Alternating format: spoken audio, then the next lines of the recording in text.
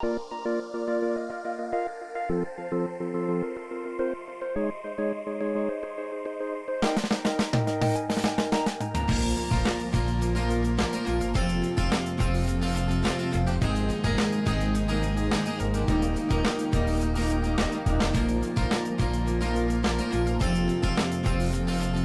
morning, everybody.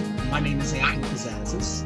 I am the NYC director of the NYC Network Group, as well as the NYC Real Estate Expo. I always like to make an announcement regarding the Expo. This year, the Expo was scheduled for November 2nd. However, it has been canceled like many other shows, and we have an alternative date now for June 23rd of 21. So again, ladies and gentlemen, I do apologize for the canceling of November date on the Expo. Today's webinar is the first chapter of a 12-week series of webinars, Book Yourself Solid, facilitated by myself and Lorendi Roos at Roos Advisors. The rest of the 12-week webinar series will feature a countless number of special guests, including industry experts on how to grow their businesses, their real estate brokerages, service companies, or even agent desks. Our special guest today is Matthew Kimberly, who will discuss developing a personal brand so you'll be remembered, memorable, and unique. Matthew Kimberly is the head of a Book Yourself Solid Worldwide. He's also the author of Get a F*UCKING Grip, creator of a delightful emails and schools of selling, and host of How to Get a Grip podcast. He lives in Malta with 2 boys, 1 wife, and a dog. And pre-COVID traveled the world speaking on stages from Singapore to San Diego. He likes a great scotch, and he also enjoys a great conversation. Without further ado, ladies and gentlemen, Matthew Kimberly. Well, Anthony, thank you very much for the wonderful introduction. I couldn't have said it better myself. Lorendi, would you like to lay the groundwork for what we're discussing today, or am I jumping right in? We're just going to let you jump right in, my friend. Fantastic. Well, with your permission then, I'd like to share my screen just to give you some context. Thank you very much, Anthony. Thank you, Lorendi. And thank you, all of you, for investing some time and spending it with me. My goal over the next half hour or so is to be as useful as possible to you. And part of that is going to be about being responsive. So if you do need me to respond to any of your questions, queries, concerns, comments, or conversation starters, you can just put those into the chat, or indeed raise your hand. I'm not monitoring, and you can raise your hand just by waving it like this. I'm not looking at you. I'm looking at the chat and I'm looking at my screen, but I'm super interested in having conversations as well as giving lectures. I'm the head of Book Yourself Solid Worldwide, and what I do with my time is I train and recruit trainers who take this stuff to the world. Book Yourself Solid was founded almost 2 decades ago by my business partner, Michael Port, who was an actor in things like Sex and the City and other rubbish that you might be familiar with. And having experienced a little modicum of success, he realized that perhaps business was where it was at. He started working with personal trainers and gyms on how to get more clients. He realized that his system worked really well. In 2004, 5, 6, somewhere like that, the first edition of Book Yourself Solid as a book came out. You might be familiar with it. There's a very strong chance that you've heard of it if you work in the real estate industry, because it's recommended reading in almost all business growth programs that I've ever heard of. It's now on its 4th edition, over 1 million copies sold worldwide, something like 20 plus translations. And now I run that arm of the business. Having worked with Michael for 12 years, I now run that arm of the business. And I'm really excited to introduce it to you, because even if you hate marketing and selling, even if you feel that you're a dinosaur when it comes to technology, and even if you would rather sit and talk to a wall than talk to another person at a networking event, then Book Yourself Solid has got your back. We work on the principle that, firstly, business should be a love story, which means that you're allowed to enjoy it. Nobody says, I'm going to become self-employed to work on the grind and the toil and the endless banging your head against a brick wall in order to enjoy the quality of life that, frankly, you could get by taking a job where you're given directions. If you're self-employed or if you're commission-based, then Book Yourself Solid will allow you to fall in love with the work that you do. Secondly, very importantly, we believe there are some people you're meant to serve and others not so much. Don't go chasing losers. Don't go chasing people who aren't for you. Don't go chasing time wasters. Look for your right people, and you'll find that love story becomes a lot easier to pursue. And finally, the sacrilegious bit, the fundamental, practical principle behind Book Yourself Solid is that marketing does not get you clients, right? Marketing won't get you clients. Like software won't fix a bad business idea. You can do all the marketing in the world and generate all the leads that you could possibly wish for. But if you don't have a systematic process for converting those leads into clients, then you might as well do no marketing ever. Marketing on our schematic is the last thing that we focus on. So we start down here at the bottom, and I'll be talking to you about this rung today. And marketing is up here in the top thing. It's the last thing that we do. When people respond to your marketing, depending on whatever it is that you're doing, they're going to come and check out you on the ground floor. And they're going to start right down here. This is the first point of contact with you. You have implemented, or you will implement, what we call a red velvet rope policy. Now, a red velvet rope policy is exactly what it sounds like. If you want to get into a nightclub and you don't look like you're the right kind of person, the doorman or the bouncer is going to say, "I'm sorry, my friend, you don't belong around here." And they're not going to let you cross the threshold. As a business owner, as a self-employed person, as a commission salesperson, you also need that red velvet rope policy to preserve the integrity of your business. What happens when you implement this filtration device is only the best people get to work with you. And conversely, you get to work only with the best people. Now, this creates a virtuous cycle, because what happens is people have a great experience with you, and you rise to the occasion and you deliver a fantastic service to them, and they leave with a massive smile on their face, and you found that it's easy, and needless to say, you've fallen in love with the entire process. They then leave your office, they walk out of the viewing with you, they put down the phone, and their wife, their partner, their colleague, their friend says, "What put you in such a good mood?" And they say, "Well, you know, I've just been working with my fantastic broker, with my fantastic agent, with my fantastic customer support representative, and they're really looking after me pretty well." And you start to naturally generate word of mouth. Now, one of the things that prevents people from putting a red velvet rope policy into place is that they don't want to say no to people who've got a checkbook, right? If someone's waving an open checkbook at you, the temptation is to bend over backwards and look after them. But we have a word in the English language for people who do anything for the money, right? And this is an early morning webinar, so I'm not going to mention it on this call, but we don't do things just for the money. Now, it's much easier to put this red velvet rope policy in place when we know that we've got more leads and prospects knocking on our door tomorrow, right? It's very difficult to turn down a buyer if they're the only buyer that we've seen in 6 months.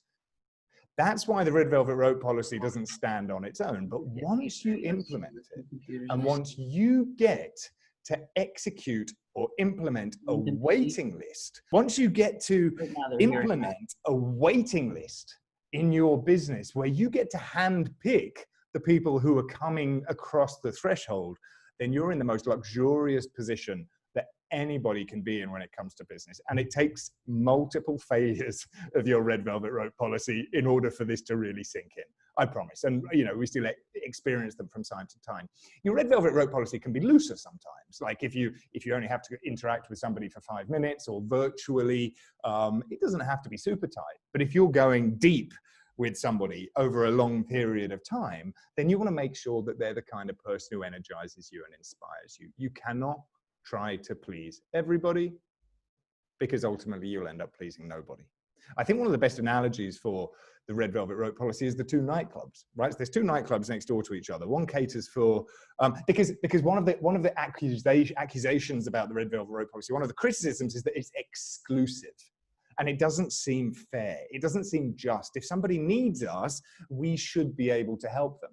Well, I say no. If somebody needs help, somebody should be able to help them.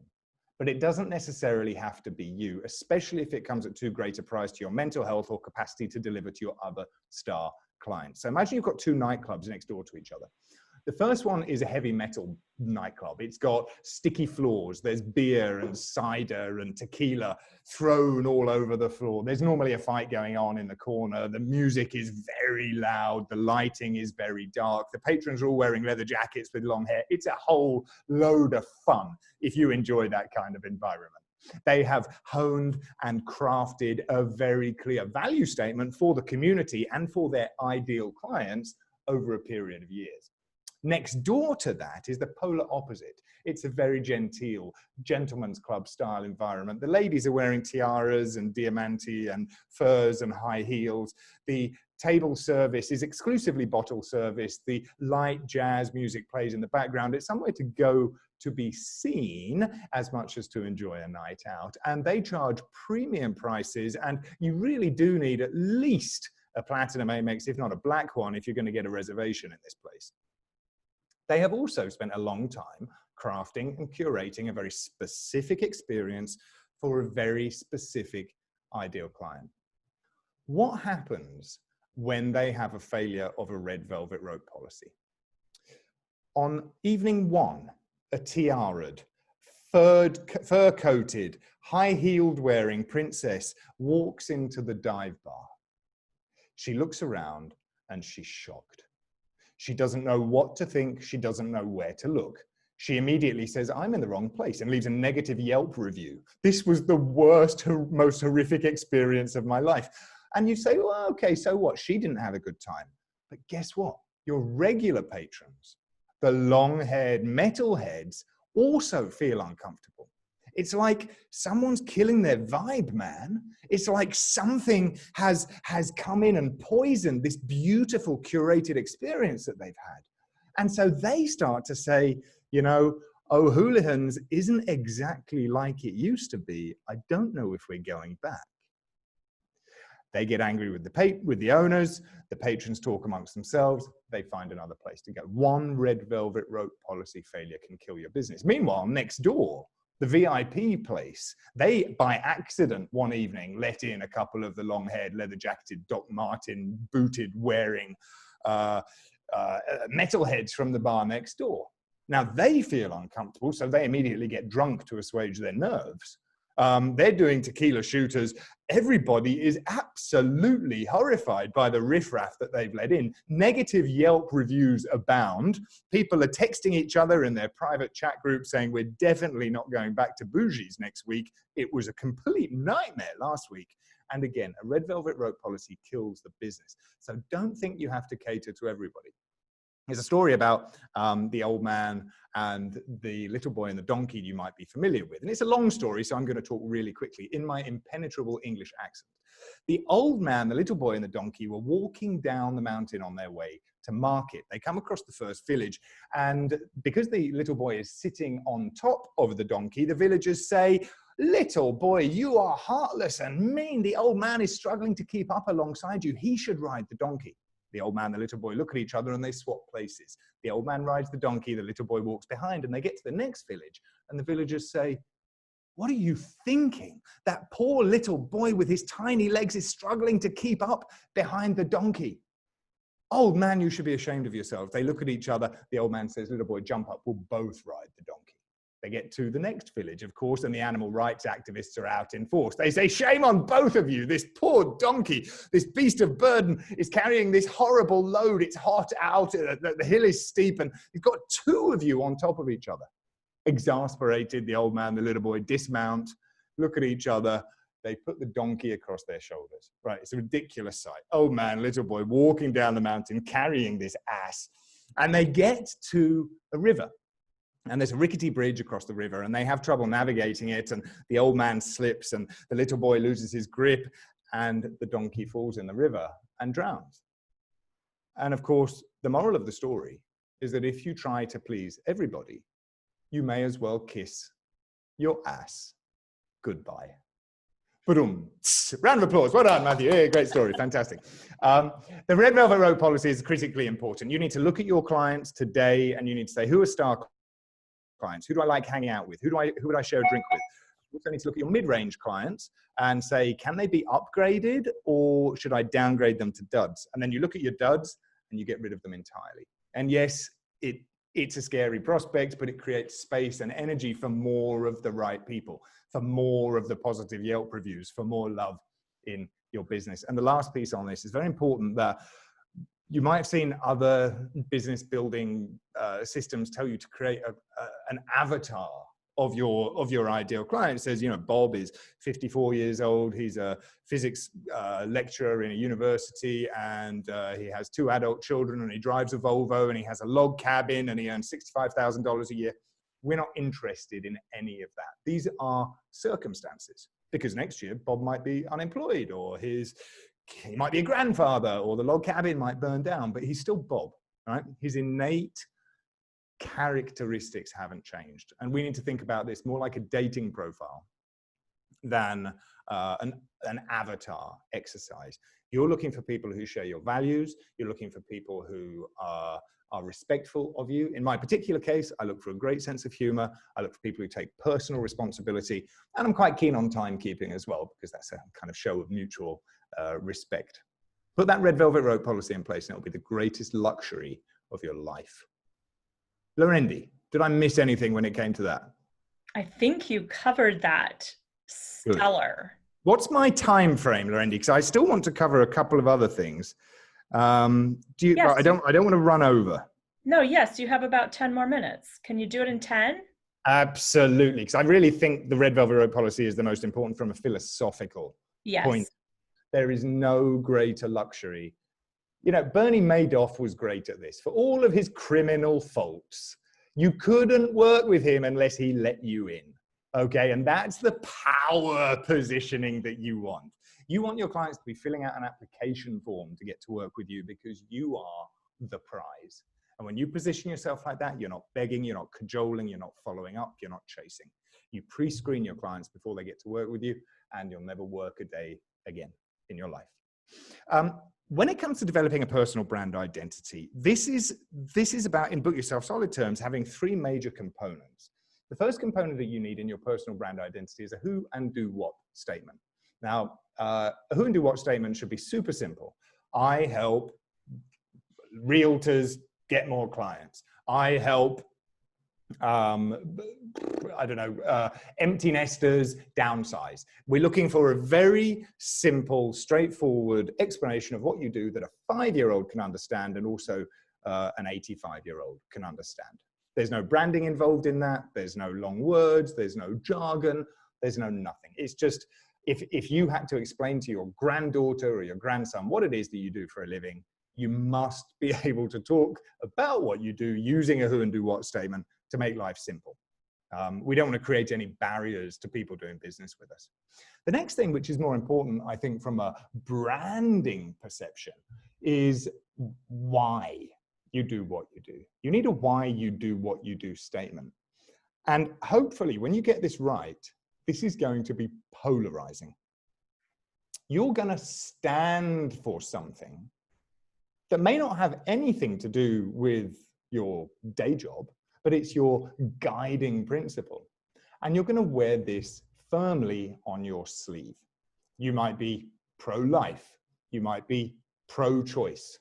You might believe that the Democrats are the greatest thing since sliced bread, or you might believe that nobody holds a candle to the Republican Party. And I don't want you to shy away from whatever it is that really motivates you. And here's why. If you want to be truly magnetic, which also means charismatic, which means people stick to you because they have a deep affinity with you, you've got to make it clear what you stand for. In order to be magnetic, you must have a north and you must have a south. That means you must repel in order to attract. That's going to grow your influence, and it's going to grow your, what did I say? That's going to grow your influence, and it's going to grow your army of raving fans. There's no question about that. If you think about the most charismatic, most magnetic people that you could name today, the chances are they have as many detractors as they have attractors. Justin Bieber, love him or hate him? Yes. Barack Obama, love him or hate him? Yes.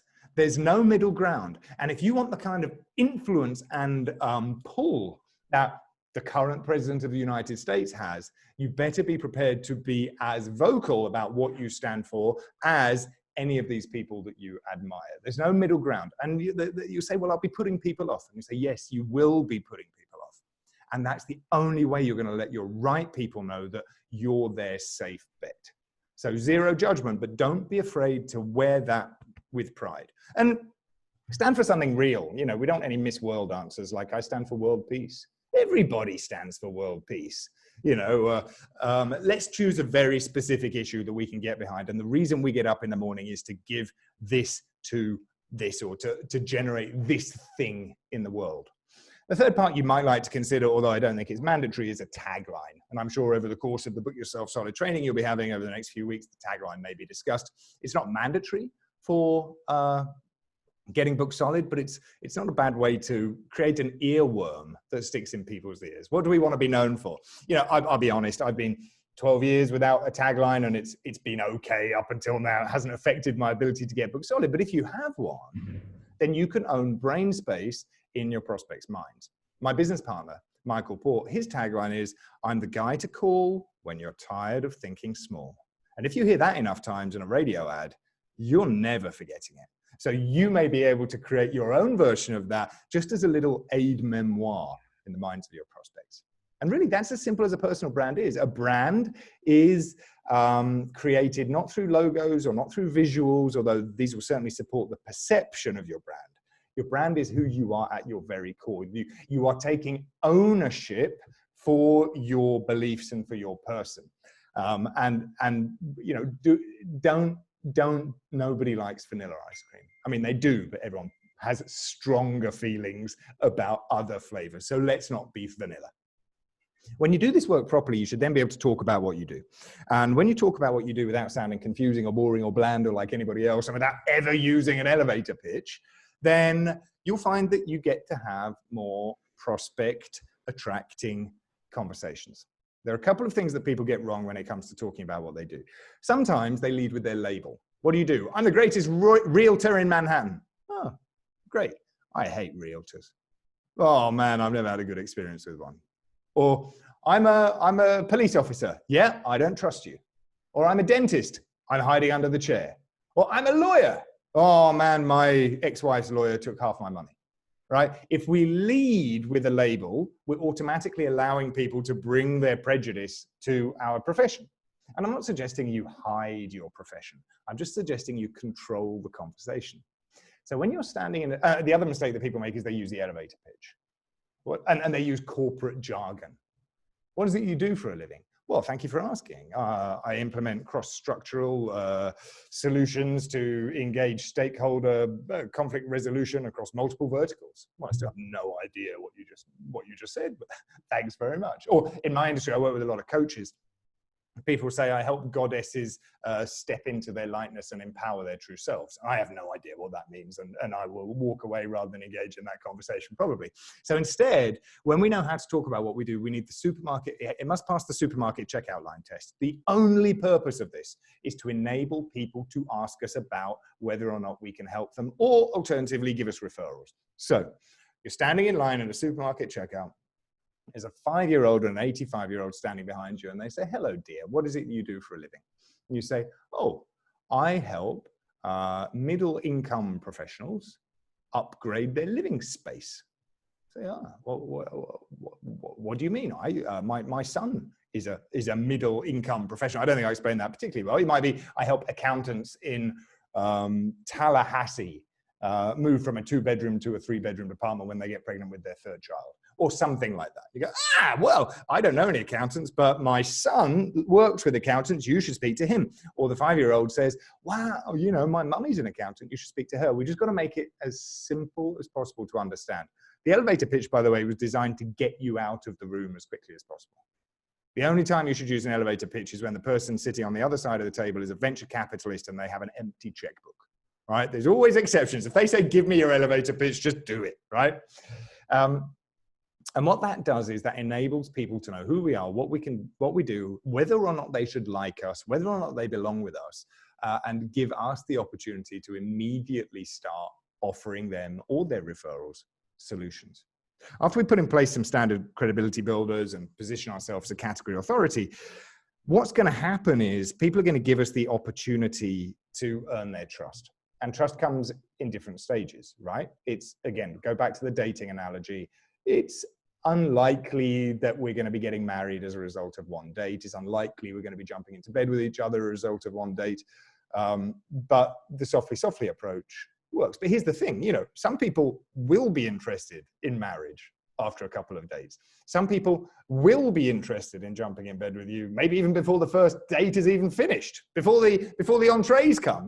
These situations exist because trust develops at different speeds for different people. So we, as the service professional or the vendor, need to make sure that we have opportunities to capture the investments that they're ready to make according to the speed at which their trust develops, and their need, of course, as well. Somebody who trusts us might not need us today, but they might need us in 5 years' time. So we need to have 2 or 3 ways for them to invest in us. And we don't have to think financially all the time. If we've only got one financially investable opportunity, buy your house, rent your property, lease your offices, what about other ways? Could they trust you with their time? Could they trust you with their attention? Could they trust you with their contact details?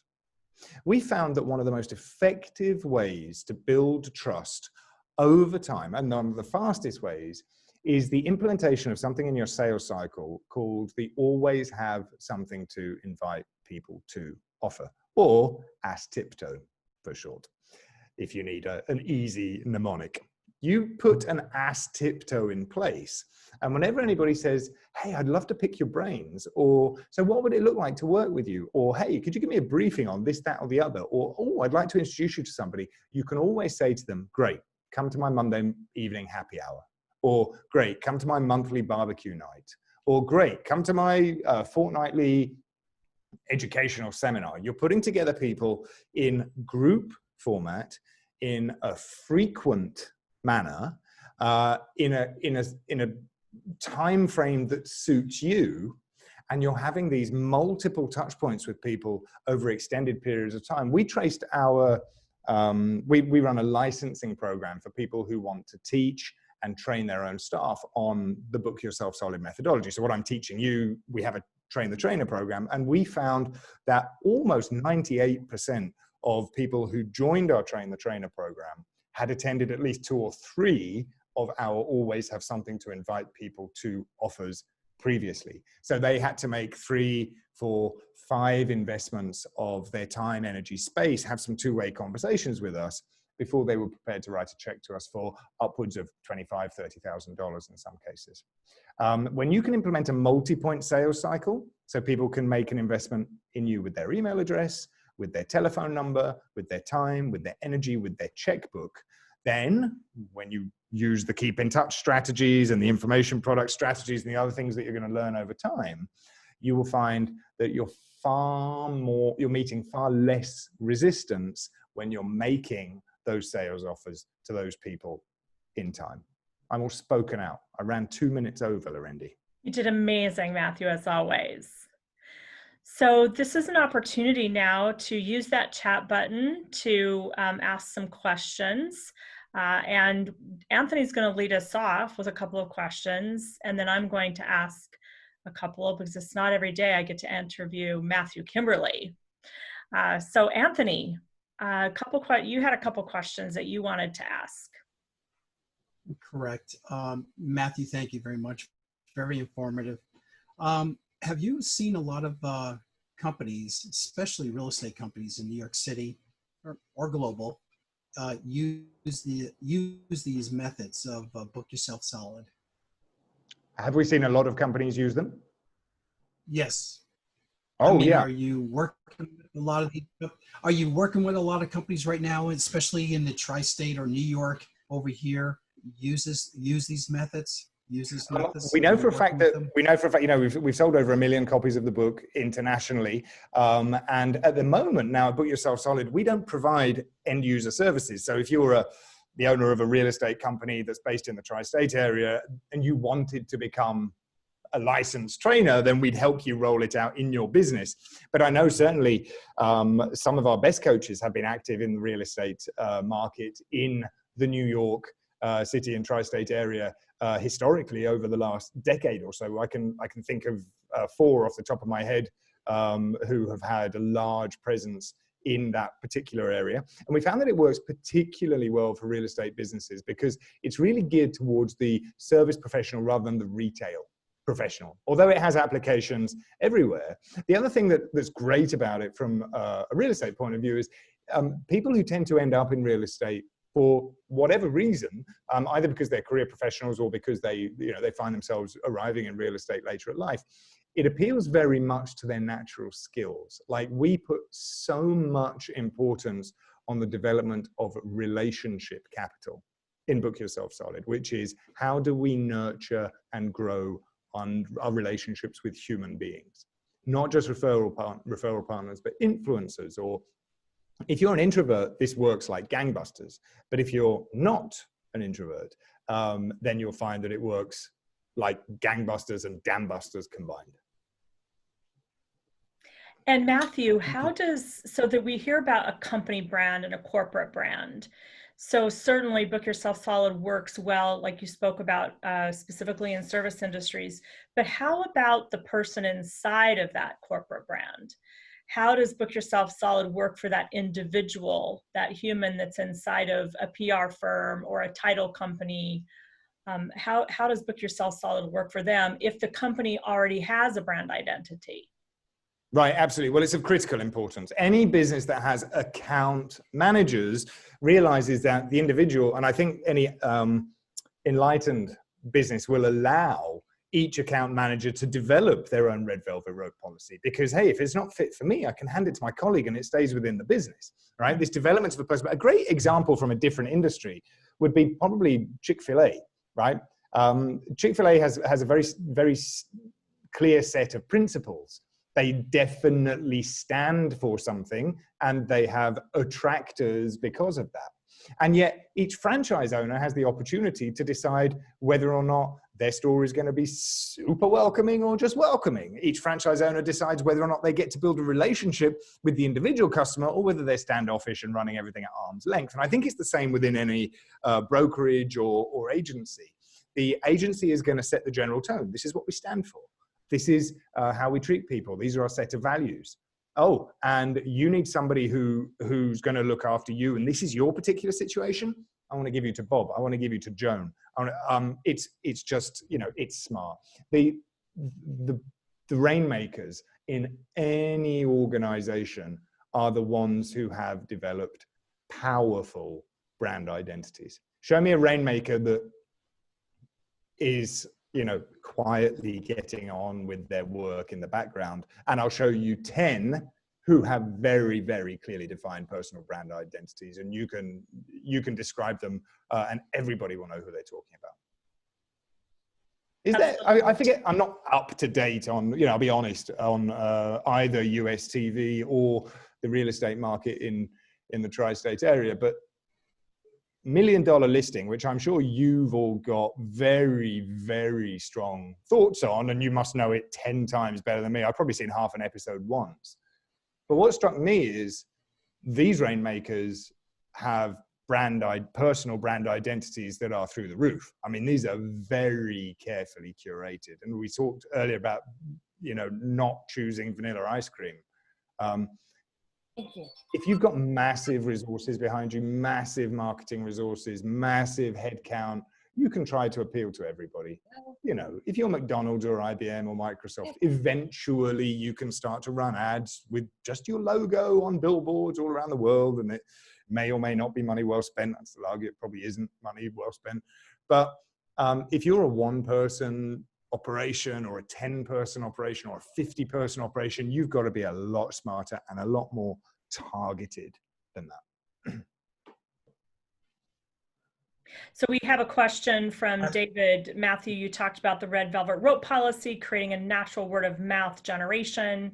How can you accelerate those leads?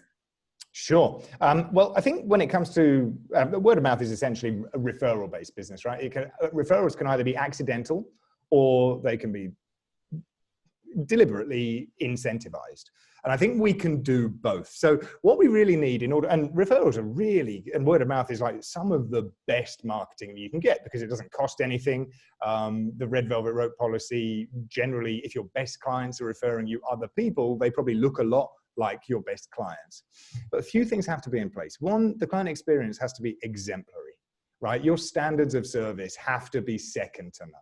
We should only be remarking upon our experience with you because it was so exceptionally good. That means you didn't show up late. You did respond to your emails. You did keep in touch with your client. You didn't forget their kid's birthday. You know, you've got good CRM integrity. There's 1,000 things that we can do to be standard, but we only want people to be remarking upon our standards of service because they're exceptional, not because they're subpar. That's the first thing. And also the result that we deliver for our clients has to delight them. And even if you're working in something which could be considered transactional, like a competitive real estate market, you get to determine the experience that your client has. Even if they get bad news, can you be the one to deliver it with a bunch of flowers and a box of chocolates, right? Or you just texting them saying deal fell through, you lost it, right? What about touching the individual? That's kind of mandatory. The second thing for word of mouth is, yeah, we shouldn't be shy to say or reticent in saying I'm open to people who look like you. You know, I do my best work with people like you, and I'm guessing there are 4 or 5 people like you who I could probably help at some stage in the future. But the trouble is we'll say it and then we'll leave it at that. We can incentivize the referral by making it easier. We can give our clients a referral pack. Hey, I'd like to invite 3 of your friends to my barbecue. Bring them to you. Always have something to invite people to offer. Collect their contact details. Keep in touch, right? What's more like? How are people going to? How can we incentivize that word of mouth? It's by showing up in the conversation. Right. So if you are talking to individual A and individual A is talking to individual B, you have very little control over what individual A and B are talking about. But if you can insert yourself in that conversation by physically showing up or bringing them all together, you always have something to invite people to offer. What they're going to talk about more frequently? You. Right. So we also have something which is called the networking strategy, which requires we actively cultivate our networks. And one of the things that we do is introduce all our people to each other. And when we introduce all our people to each other, we sit at the center of a circle of influence. Rather than the hub and spoke approach, it becomes much more like an interconnected mesh network with us in the middle. So those are just a few ways that I would incentivize word of mouth referrals. Thank you, Matthew. And we're going to be diving deeply into these over the next 12 weeks. And we're going to be having experts, some of you on this call, who have taken those strategies and actually implemented them into your business. I would say everything changed for me in 2009 when I picked up Michael Port's book, Book Yourself Solid, and then 2 years later decided to join the mastermind and had the privilege of working hand in hand with Matthew and Michael. And I think that's also the other thing, is having the courage to surround yourself with people who are on the same path, who are like-minded, and also are willing to help walk beside you. And you're holding yourself accountable, but you have a great partner, you know, such as Matthew and Michael were for me. We have Lucy asking about relationships. And I think that's what you just spoke to, Matthew, is the importance.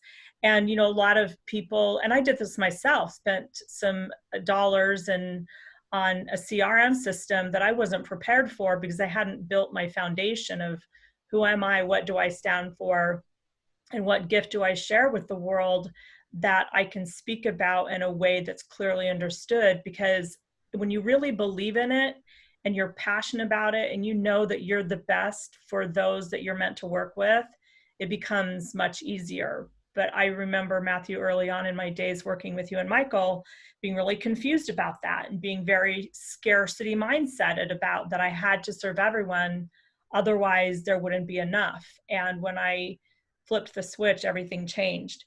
Can you talk about how Book Yourself Solid helps businesses who are trying to expand? And I'll just share that now, whenever we offer a new service offering to a target market, or we pick a new target market, we go back to the basics from Book Yourself Solid all over again. And what we actually did this last year for our own business, Matthew, is we had a come home strategy. And I had started out in the real estate industry, and over time, over the last 17 years of consulting, had become very broad-based. And over the last 2 years, we call it our coming home strategy, and we're coming back to real estate, picking a very narrow niche, which has been so helpful. So when you're in expansion mode as an organization, how does Book Yourself Solid help? Great question. So you can never have, I believe, too narrow of a target market. I really believe that. That's the cure-all to almost all revenue problems, right? The cure-all is to just go narrower, narrower, narrower. You take the resources that you have and you put your energy into a laser beam instead of a floodlight, right? And the laser beam cuts through steel and the floodlight doesn't do anything. You can stand underneath it, right? So that's the cure-all. So every business that has proven itself has this message or service to market match. There's no question. You've chosen a clearly defined target market. You've taken your single biggest result to that target market, and the market have responded with their wallets, right? That is mandatory. You shouldn't be looking at growth unless you've got that fixed. But then there are only two ways to grow a business, I believe, right? One is you take your and Book Yourself Solid helps you with that. I mean, no question. This is the foundational part, right? But then there are only two ways to grow your business. One is to take your existing service to a new target market. And the other one is to offer additional services, offers, and investable opportunities to your existing clients. Book Yourself Solid gives you the roadmap for doing both of those things. You want to put new things in your sales cycle. Perhaps you want to add digital products. Perhaps you want to add tangible products. Perhaps you want to add new services that fit into your sales cycle to your existing target market. Just follow, like you said, Lorinda, you start from scratch and you follow the system all through. I think Starbucks is a really interesting example of them having done this. Because if you looked at Starbucks, say, well, do they even have space to expand anymore? There's even 2 Starbucks in Malta now, and Malta is 20 miles north to south. Yeah. So yeah, they probably got space for another 20 outlets, you know, at least, or maybe another 50, at least one every corner. But when they started, the amount of resources that they had available naturally precluded selling coffee to the entire world. They just couldn't open stores anywhere. They said, we've got a great coffee and we've got enough money to rent one location.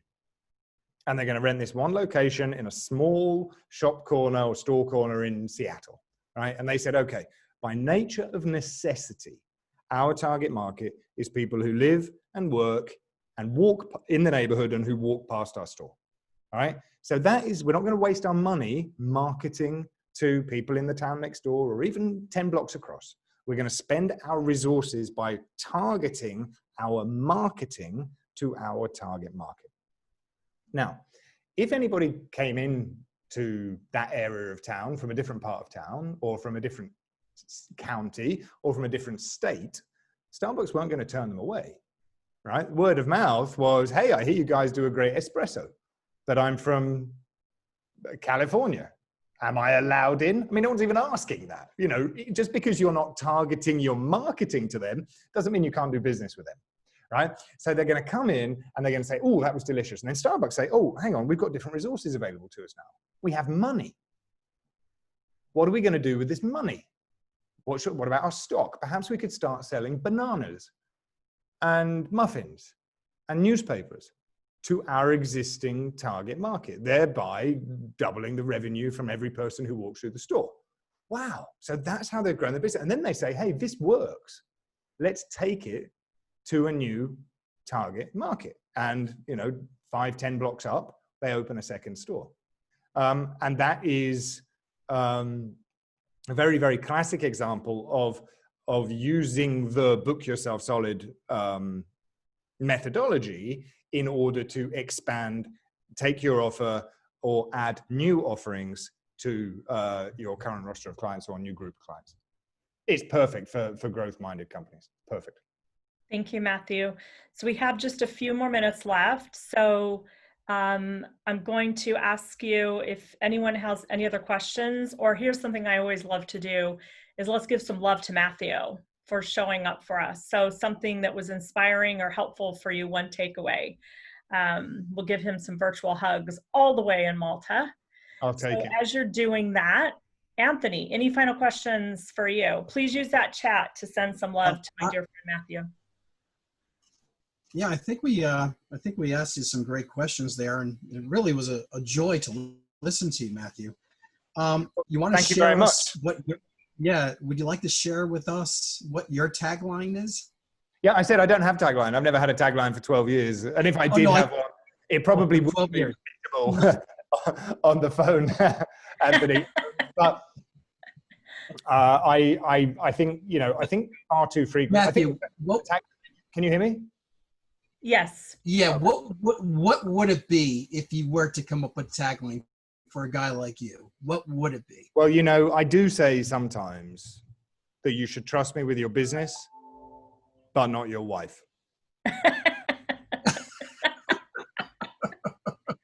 How about my mother-in-law? That's fine. Yeah, I'll take her off your hands, my friend. How about there you go.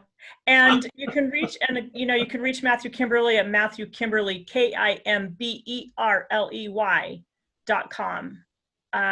Has such great content.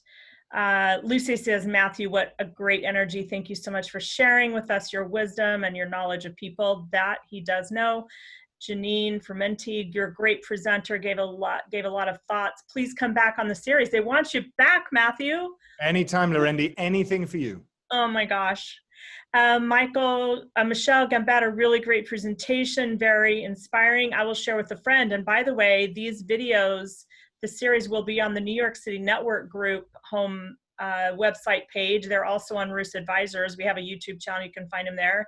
Gabriella Dennery, a dear friend of mine, very inspirational. Love the analogies to create a clear picture in my mind.